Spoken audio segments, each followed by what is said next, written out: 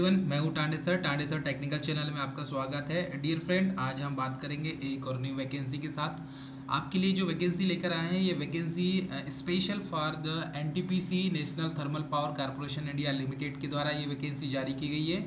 इस वैकेंसी की बात करें तो यहाँ पर साफ लिखा हुआ है कि ये जो वैकेंसी है स्पेशल फॉर ऐसे स्टूडेंट हैं जिन्होंने गेट क्वालिफाई किया है, और ये जो 2013 की जो गेट है उसके लिए यहाँ पर जारी किया गया है कि recruitment for the engineering executive engineers 2023 through the GATE 2023। तो ऐसे स्टूडेंट जिन्होंने 2023 का गेट का फॉर्म भरा है और जो क्वालिफाई करेंगे उनके लिए ये वैकेंसी जारी की गई है। तो special for NTPC national thermal power corporation of India limited के द्वारा ये वैकेंसी जारी की गई है। यहाँ पर देखेंगे तो यहाँ पर एनटीपीसी के जो है 73,824 मेगावाट का इसकी जो कैपेसिटी है, इस कैपेसिटी को और इम्प्रूवमेंट करने के लिए 130 गीगावाट का 2032 का इनका टारगेट है, और इसमें स्पेशल फॉर ग्रेजुएट इंजीनियर की भर्ती की जा रही है। और ये टोटल जो है बेस ये गेट के बेस पर है, मतलब कि जिसका गेट क्लियर होगा, जो स्टूडेंट गेट क्लियर करेगा इलेक्ट्रिकल से, गेट क्लियर करने के बाद ही ये भर्ती होगी। ठीक है, तो यहाँ पर ये है 2023 का gate.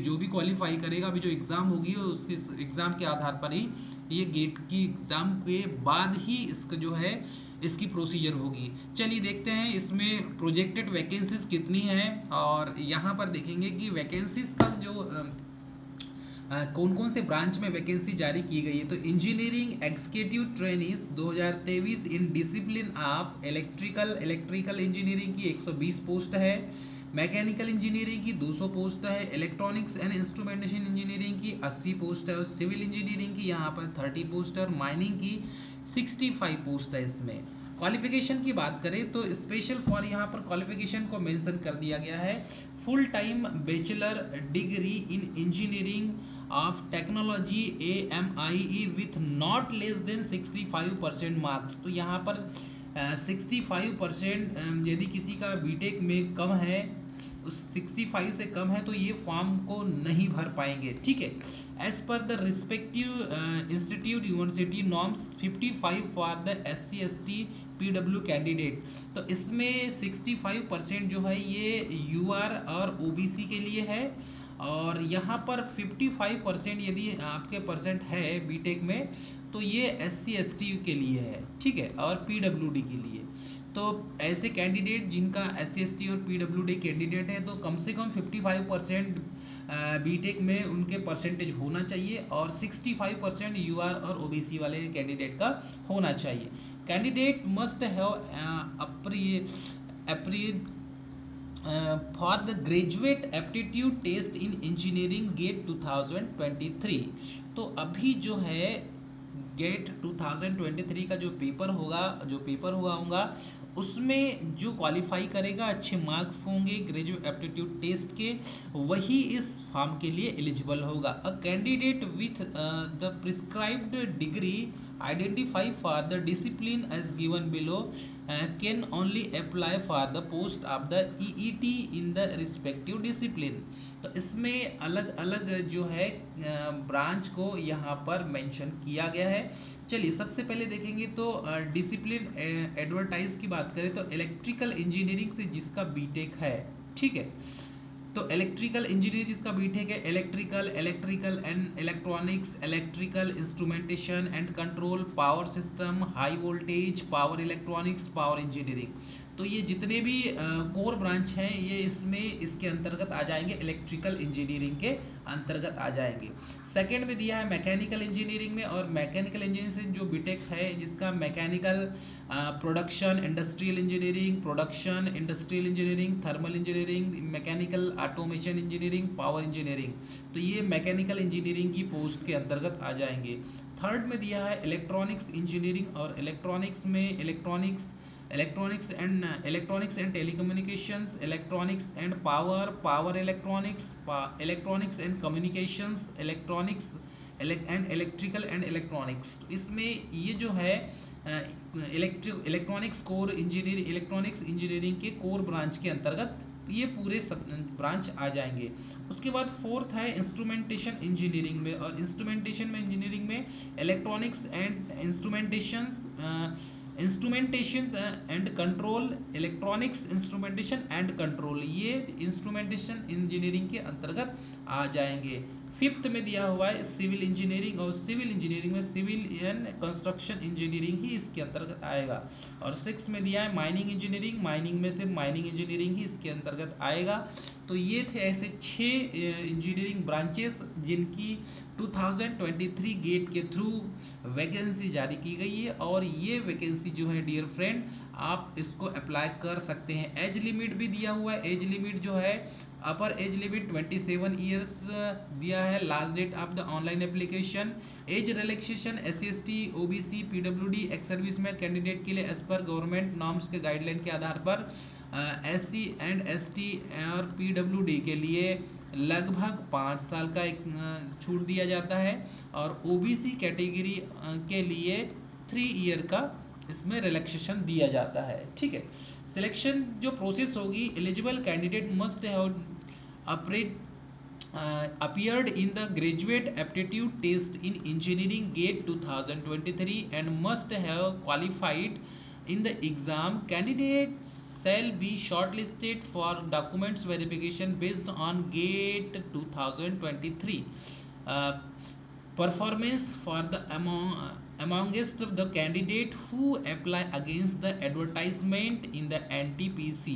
Further, the candidate will be extended offer the appointment subject to meeting to advertise eligibility criteria. Please note that only gate marks 2023, तो इसमें 2023 will be valid for the EET 2023 recruitment. तो ये जो है गेट 2023 के ही marks पर based है, आपका गेट 2023 जो क्वालिफाई करेगा वही फॉर्म को अप्लाई कर सकता है। इसमें अलग अलग दिया है, electrical engineering disciplines as the advertisement by the NTPC, corresponding GATE 2023 paper में क्या क्या आएगा, इलेक्ट्रिकल इंजीनियरिंग में देख लीजिए करस्पॉन्डिंग गेट 2023 पेपर कोड होगा इलेक्ट्रिकल इंजीनियरिंग का, इसको आपको जो है अच्छे से पढ़ लेना है। ठीक है, मैकेनिकल इंजीनियरिंग में ME वाला आ जाएगा, इलेक्ट्रॉनिक्स एंड कम्युनिकेशन इंजीनियरिंग में EC आ जाएगा, इंस्ट्रूमेंटेशन इंजीनियरिंग में IN आ जाएगा। ठीक है, उसके बाद सिविल इंजीनियरिंग में CE आ जाएगा, और माइनिंग इंजीनियरिंग में MN आ जाएगा। ये पेपर कोड है, इसके आधार पर ही आपको फॉर्म अप्लाई करना है। ठीक है, इसके बाद यहाँ पर हम प्रोजेक्टेड वैकेंसीज की बात करें तो इलेक्ट्रिकल इंजीनियरिंग की यहाँ पर 120 पोस्ट है, जिसमें UR की 56 है, EWS की 4 है, OBC की 32 है, SC की 18 पोस्ट है, और ST की 10 पोस्ट है। मैकेनिकल इंजीनियरिंग की टोटल 200 पोस्ट है, जिसमें UR की 87 है, EWS की 19 पोस्ट है, OBC की 59 है, SC की 22 है, एंड ST की 13 पोस्ट है। इलेक्ट्रॉनिक्स इंस्ट्रूमेंटेशन की बात करें तो टोटल पोस्ट जो है 18 पोस्ट है। ठीक है, इलेक्ट्रॉनिक्स की और इंस्ट्रूमेंटेशन की, तो इलेक्ट्रॉनिक्स की भी 80 है और इंस्ट्रूमेंटेशन की भी 80 है, जिसमें UR की 54 है, तो इसमें इलेक्ट्रॉनिक्स की भी 54 है और इंस्ट्रूमेंटेशन की भी 54 है। ठीक है, वैसे ही इलेक्ट्रॉनिक्स की 4 है इसमें, EWS की, तो इंस्ट्रूमेंटेशन की भी 4 है। ठीक है, इसमें OBC की 9 पोस्ट है इलेक्ट्रॉनिक्स की, तो इसमें इंस्ट्रूमेंटेशन की भी 9 पोस्ट है। उसके बाद SC की यहाँ पर इलेक्ट्रॉनिक्स में 5 पोस्ट है, तो इंस्ट्रूमेंटेशन की भी इसमें 5 पोस्ट है SC की, और इसमें इलेक्ट्रॉनिक्स की यदि 8 पोस्ट है ST कैटेगरी में, तो इंस्ट्रूमेंटेशन की भी 8 पोस्ट होगी इसमें। ठीक है, वैसे ही सिविल इंजीनियरिंग की 30 पोस्ट है, और इसमें देखेंगे UR की 13 पोस्ट है, EWS की 3 पोस्ट है, OBC की 8 पोस्ट है, SC की 4 पोस्ट है, ST की 2 पोस्ट है। इसमें माइनिंग की देखिए 65 पोस्ट है इसमें, जिसमें UR की 27 है, EWS की 6 है, OBC की 18 पोस्ट है इसमें, SC की 9 पोस्ट है, एंड ST की 5 पोस्ट है। The vacancies PWD are reserved as per the government guideline. The total number of projected vacancies is candidate above में increase the decrease as the declaration of the NTPC management. तो इसमें जो है seat में कम ज़्यादा किया जा सकता है, लेकिन उसकी जो राइट है वो NTPC के पास रिजर्व है। इसमें स्टार्टिंग जो है कंपनसेशन जो पैकेज मिलेगा ये 40 40,000 से 1,40,000 की सैलरी मिलेगी। बेसिक 40,000 से स्टार्ट होगी सैलरी इसमें, ठीक है। वो जैसे जैसे गवर्नमेंट के रूल के अनुसार फिर बढ़ते जाएगी, ठीक है। प्लेसमेंट जो है 1 ईयर ट्रेनिंग पीरियड होगा, उसके बाद ही आपको जो है प्लेसमेंट दिया जाएगा एनटीपीसी का, ठीक है। इसमें शिफ्टेड जहाँ प्लांट होंगे वहाँ पर आपको शिफ्टेड किया जाएगा। रिजर्वेशन है रिलैक्सेशन की बात करते हैं, SC/ST कैंडिडेट के लिए लगभग 5 साल का एक्सपीरियंस, 5 साल के जो रिलैक्सेशन देता है, और OBC कैंडिडेट के लिए 3 साल का रिलैक्सेशन दिया जाता है। SC/ST कैंडिडेट के लिए 55% होना चाहिए, ठीक है। 5 year for the SC/ST candidate और 3 ईयर OBC कैंडिडेट, यहाँ पर साफ मेंशन कर दिया गया है, ठीक है। 10 year for the PWD candidate, EWS candidate के लिए है, और OBC PWD के लिए 15 ईयर्स को यहाँ पर दिया गया है, ठीक है। इसमें सर्विस एग्रीमेंट जो होगा, सर्विस एग्रीमेंट यहाँ पर लगभग the selected candidate who belong the general EWS OBC categories will be required to execute a service agreement bond.